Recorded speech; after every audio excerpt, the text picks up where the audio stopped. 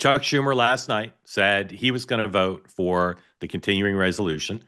So far, as far as I know, the only two Democrat senators who've said of the eight needed who've said they will are Schumer and Fetterman. Many who people, including Dan, had listed as possible votes for it have now come out publicly and said they won't. So I'm not sure there's going to not be a shutdown, if I may use a double negative, because I don't see the eight votes. We'll get to that in a second. Let's talk about Chuck Schumer.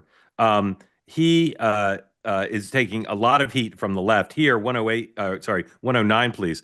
This is a tweet very representative of what the House wing of the party and the progressive wing of the party are saying now about Chuck Schumer. This is AOC's chief of staff. In a political economy that requires attention and friction, we are passing up a huge opportunity to fight an unpopular president and his billionaire buddy. No one knows what we stand for, and that will continue. Big fat L for lose or loss or maybe loser. Similar tweets from not just the left of the party, but from more of the center left, I'd say, Susan Rice and Neera Tanden, two of Joe Biden's top domestic policy advisors, both also went on X and slammed Chuck Schumer without any hesitation, saying that he blew it. Now, we talked yesterday about this.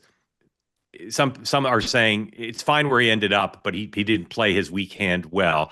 Others are saying he should have found some way to get some concession for doing this. Dan, is Chuck Schumer getting a bad rap? No, because this is completely of his own making. I mentioned this a week ago, and I put it on X, I think, at the end of last week. What were we trying to achieve?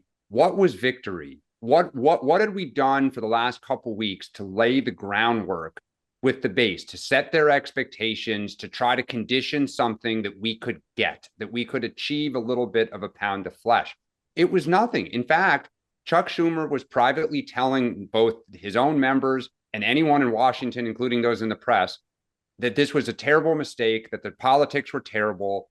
And then in the public eye, he and Hakeem Jeffries were kind of saying, we're silent. And then they started saying, like, they don't have the votes and we're going to dig in. And it was terrible. Like, they were basically in private laying the groundwork to throw the towel in while getting the base's hope up.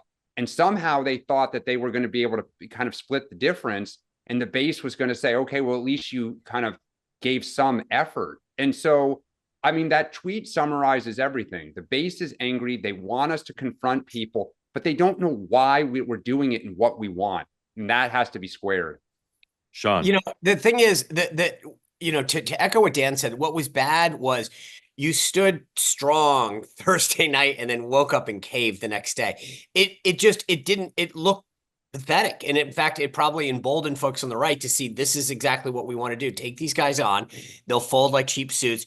It really made Chuck Schumer look weak and lacking any kind of strategy, which I think is the problem. As I put out on X this morning, they are dedicating a full hour of arts and crafts today at the Democratic retreat to make paddles to express their displeasure. The bottom line is he didn't have a strategy, and the one he executed really took them back a step. And I get why they're pissed. I would be too. I'm actually pissed at how pathetic it was. Yeah. So for the second, Mark, is the political world is changing, and Schumer is still unsure how to play it. He was unsure in November. He was unsure in January, and here we are in mid-March. He doesn't know what to do.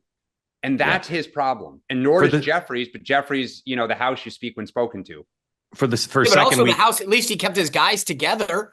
I mean, Jeffries can say, hey, we all were opposition. Schumer looks like they're like, dude, what did you just led us to slaughter? Yeah. So for the second week in a row, because last week was the president's speech to Congress that the Democrats messed up, they've screwed up. They've lost the week badly because of their own errors at a time when President Trump has myriad weaknesses.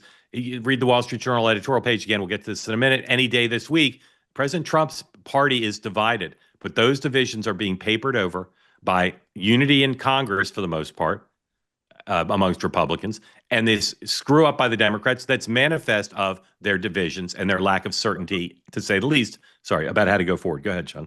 But see, the bigger point is part of this within these, the House conference and the Democratic caucus is when the leaders stand up on those weekly meetings, they try to get people fired up. And so Mike Johnson is going to go to his team next week and see, or when they get back, say, guys, look at what happened. We stood together, we stood firm, and they folded. This is what team works. I mean, like, this is what gets you going and motivated.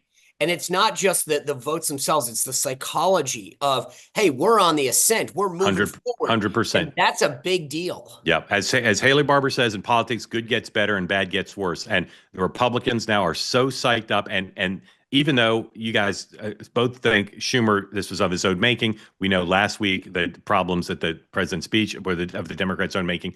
Republicans can say we're forcing them into this because we're putting our boot on their neck, and that's forcing them to mistakes.